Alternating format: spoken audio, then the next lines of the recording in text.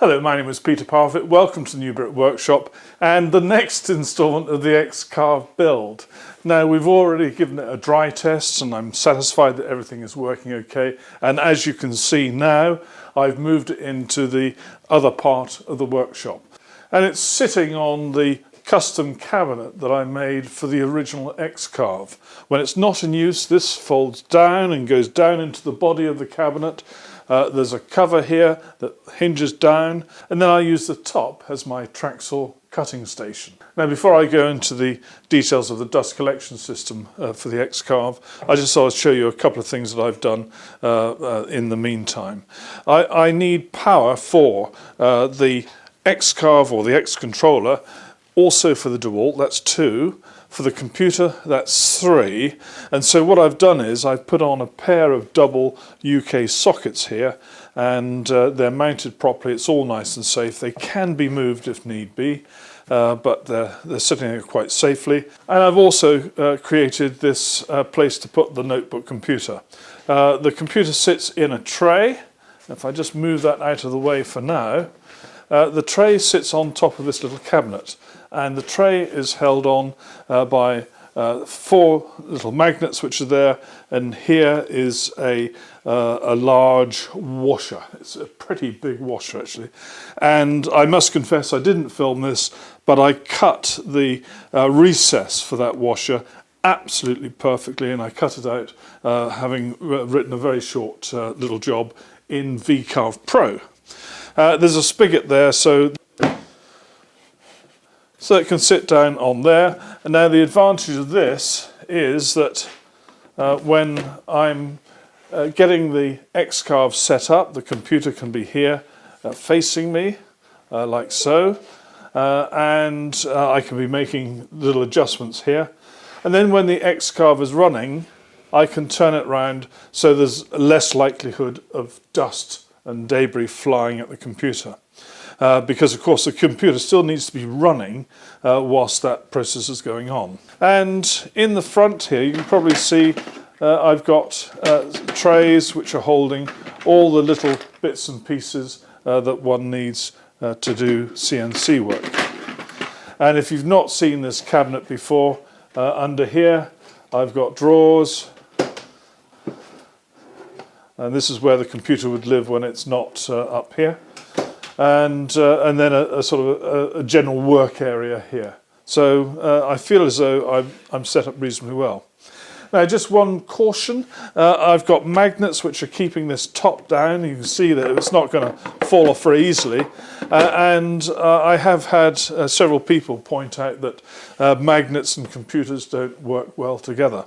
I accept that, and if you do something similar, then you do so entirely at your own risk. I'm perfectly happy with my arrangement, and I'm absolutely certain that no harm will come to my computer. Now, the first part of the instruction for the dust boot is concerning the Z probe. Well, hopefully you've followed my instructions and you've already fitted the Z probe extension bracket, and also the cable for the Z probe is built into your trunking.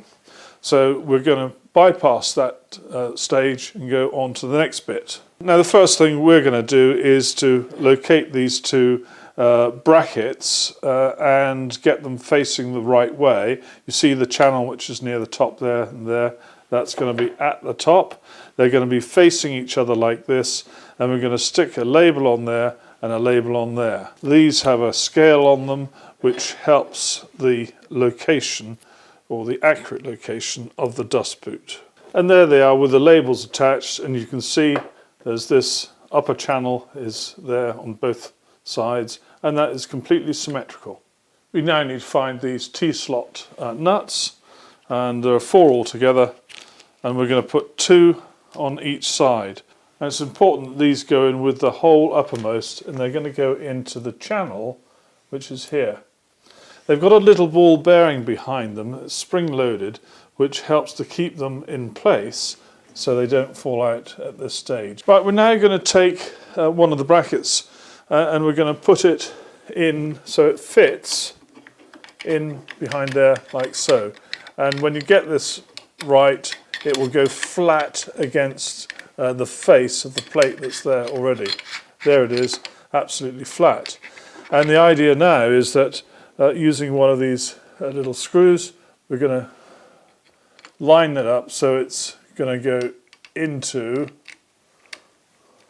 one of those little nuts that we inserted. And the idea is that the top here is flush. So that one's in place, and I'm going to do exactly the same on the other side. We now locate these two arms, and we've got to look for symmetry again. One goes on one side, one goes on the other. And if you look carefully, there are a pair of magnets inside there and inside there. This is the right-hand one, and this is the left-hand one. I'm working on the right-hand one at the moment, just here. So the next task is to put one of these screws with the green knob on the end. So I'm screwing that up so it almost comes out of the far end, but not quite. We now have to slide the arm into the channel which is there. Now this is pretty tricky to get in, and I was thinking in terms of taking the DeWalt router out of the way because it seems to foul here. However, I did find that with a bit of trial and error, you can mount it at a slight angle like that, tilt it, and then it just goes in. Now in the kit are a pair of dust kit inserts, dust shoe inserts, and one is a spare, and so put that carefully to one side. And these are covered in protective plastic. It's quite tricky to remove. Now we're going to mount this in here like so, and there are 4 little holes, and we've got 4 tiny screws. Now when you're tightening these screws up, just take care not to strip the thread because it is only plastic that the screws are biting into. Just a tiny little nip like that. Make sure you don't trap any of the bristle underneath when you're fitting this piece. That's that done. And before we fit this, there is a protective layer of thin plastic over here which you can remove. And this now fits neatly in there. You can see the magnets are clamping it in place. That's now fixed. And the idea is that you would loosen these 2 screws so you can adjust the dust boot up and down until the bristles are just touching the surface of whatever piece of wood you're about to cut. And the router moves through the dust boot. You may have seen the design I made for the original X-Carve, which was pretty much the same as this, although made of wood. And it had the same principle. Now at this stage one would fit this bracket which would hold the support for the hose that's going to be used with this arrangement.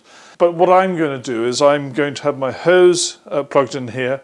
It's going to go up to a bungee which is mounted in the ceiling, and then to my extractor which is just behind me, just here. So I'm not going to be installing this piece at all. But it's very easy to do. It screws into the end here with no fuss or bother. Very simple. I've actually had a practice go, but I'll do a demonstration very shortly. And one of the things that I've noticed is that because the bristles on the dust shoe are fairly short, it means that the actual hard plastic of the boot is quite close to the surface of the material being cut. And that in turn means that there is a danger that it can foul some of the hold down points. And I've actually discovered that already. That's the first thing. The other thing to note is that this mechanism sticks out a bit, and you do need to make sure your homing stop, which is on the X carriage at the back behind the motor where I'm pointing now, you need to make sure that that's sufficiently over. So when you do a homing cycle, it doesn't take it far enough over here that the left-hand side of the dust boot assembly hits this front edge here. As I said, I've used it already, and there was very little dust that escaped. Just a little bit escapes at the back. There is, you may or may not be able to see it from where you are, but there is a little gap at the back of the dust boot. Now, when I discovered doing a homing cycle that part of the dust boot assembly was hitting this, I had to push the button down on the X controller. And that led me to another discovery. I found that when I try to reset that, and you've got to sort of crank it round to the left or right, I can't remember, I've found the whole unit was moving relative to the the top that it's fixed to. So I had to take it apart, and that little black tightening ring which is underneath this emergency stop switch, I had to really tighten that a lot more. I hadn't done it enough at the very beginning. So it's just something to note. If you're still building your X-Carve or still building your X controller, you might like to check that and give it a really good tighten.